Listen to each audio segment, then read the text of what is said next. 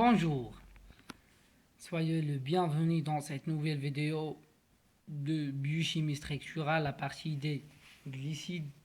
Dans cette vidéo, je vais vous expliquer comment on va connaître l'emplacement de la pente oxydique. Rappelez-vous, le vidéo précédent, j'ai expliqué qu'est-ce qu'une pente oxydique et comment la pente oxydique va former. Dans cette vidéo, je vais vous expliquer comment on va connaître l'emplacement des pentes oxydiques.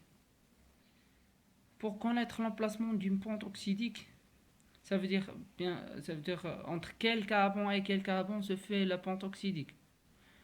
Et donc pour connaître la position ou la localisation de la pente oxydique, il existe deux méthodes. L'oxydation par l'acide périodique HiO4 et la méthylation. L'oxydation par l'acide périodique, ça veut dire quoi?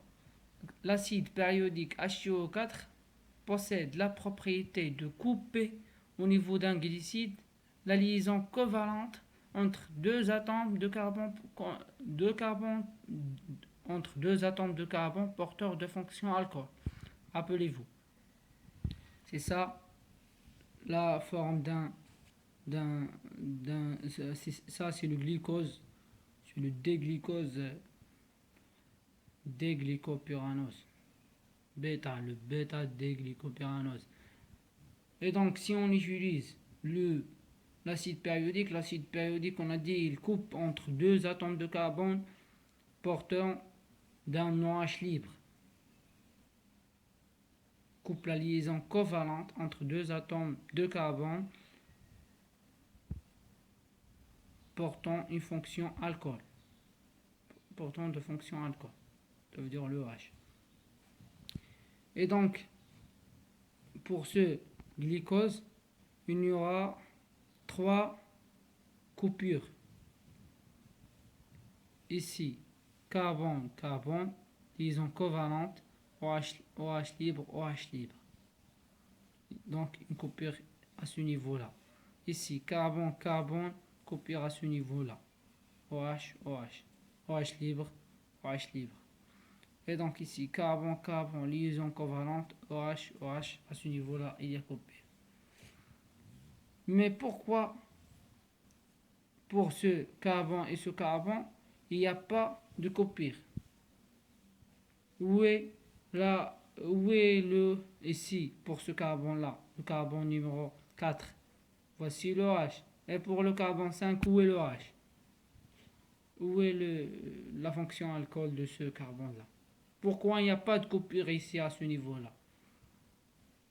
Tout simplement, le OH est engagé dans la pente oxydique. Rappelez-vous le vidéo précédent.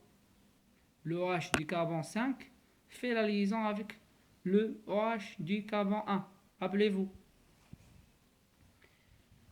Et donc, règle ici en fonction, en fonction du nombre de coupures, en fonction du nombre de coupures, on peut déterminer les carbones appliqués dans la pente oxydique. Et bien évidemment, si on est dans le cas d'un oxyde, on peut déterminer les carbones impliqués dans les liaisons oxydiques. Ça, on ne casse pas la tête avec ça. Lorsqu'on va arriver à la partie des oxydes, je vais vous expliquer cette notion-là. Et donc, à retenir, la coupure au niveau d'une fonction alcool primaire. Rappelez-vous la chimie organique. La chimie organique est très importante dans la biochimie. La coupure au niveau d'une fonction alcool primaire, on obtiendra le formaldéhyde. La coupure de part et d'autre d'une fonction alcool secondaire, on obtient l'acide formique. Le nombre de moles d'acide périodique consommé correspond au nombre de coupures. Pour ces deux premières remarques, veuillez les prendre par cœur.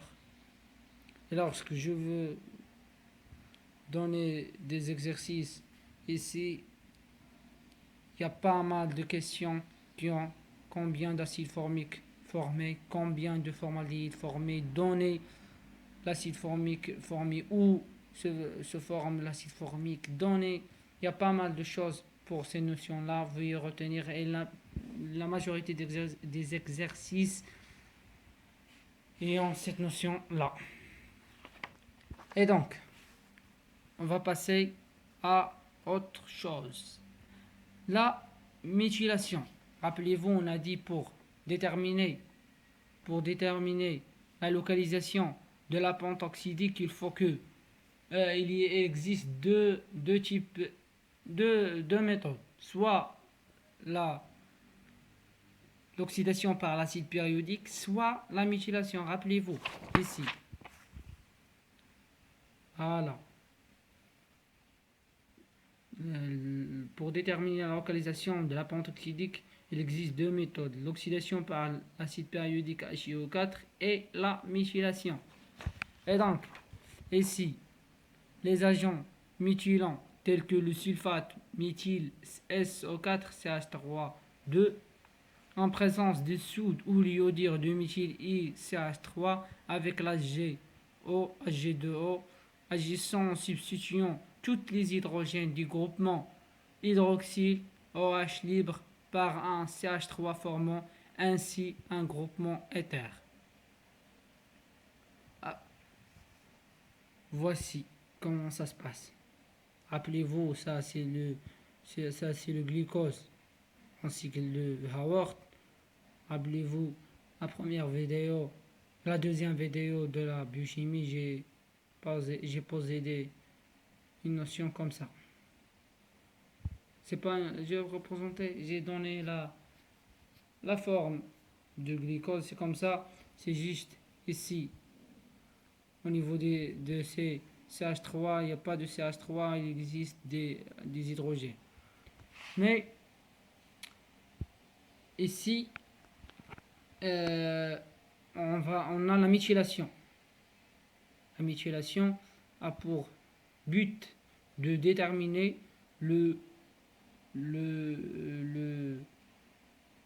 la position de la pente oxydique. Et donc, on va le carbone 1.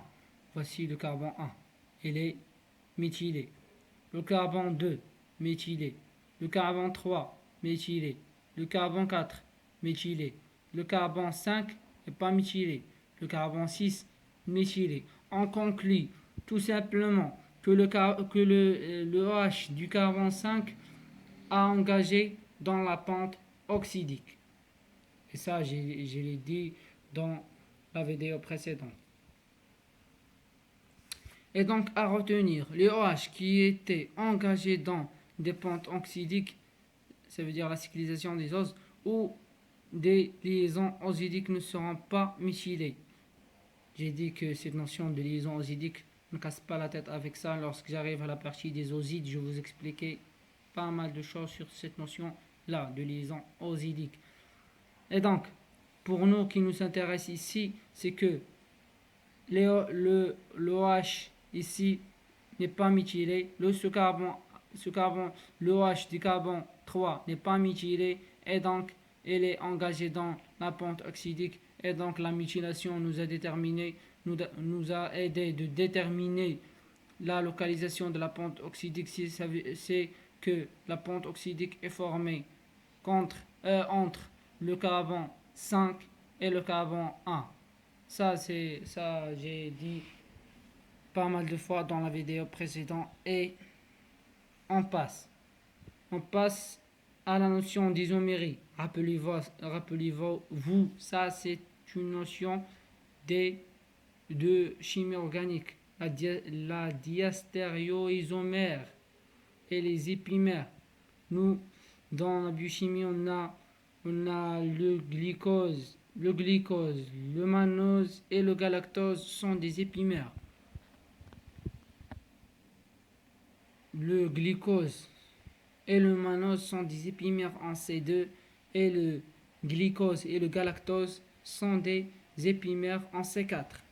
Ne dis pas j'ai pas compris la notion des épimères et j'ai pas compris la notion de diastéréoisomère. Ça, ce sont des notions de la chimie organique. Tapez dans les commentaires qu'est-ce que ça veut dire un diastéréoisomère et tapez dans les commentaires qu'est-ce que ça veut dire un épimère.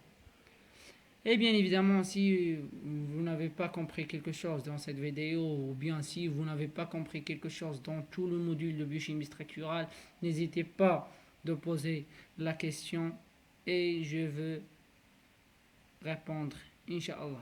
À bientôt. Bonne chance, bon courage.